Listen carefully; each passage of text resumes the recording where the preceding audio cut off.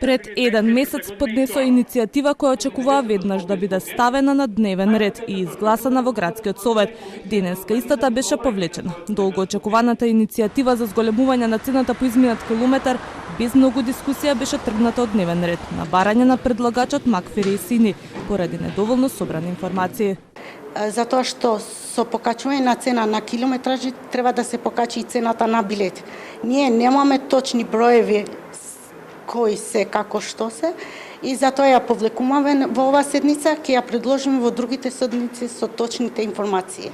Оваа точка беше клучна за приватните превозници да се вратат целосно на работа. Тие пак се разочарани од повлекувањето на иницијативата и зателма велат во текот на викендот ќе одлучуваат кои ќе бидат следни нивните чекори.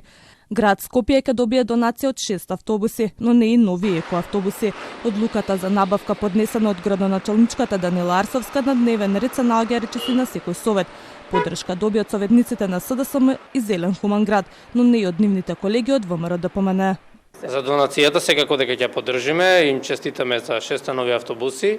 Тоа е мал чекор во правилна насока, што се однесува до набавката за нови екоавтобуси, кое што е несериозна, бидејќи во предлог одлуката вели градоначалничката дека има само 1 денар за набавка на екоавтобуси, кое што е поигрување со интелигенцијата на граѓаните и на нас овде, така што таква несериозна одлука ние нема да поддржиме. Ние и во преходните наши настапи, но и преходните седници на Советот на градот Скопје сме го кажали нашиот став јасно, гласно и недвосмислено, тоа е дека поддржуваме постапка за набавка на нови екоавтобуси, поддржуваме реализација на Bus Rapid Transit систем и денеска ќе поддржиме 6 нови екоавтобуси кои што се всушност донација од страна на европска институција.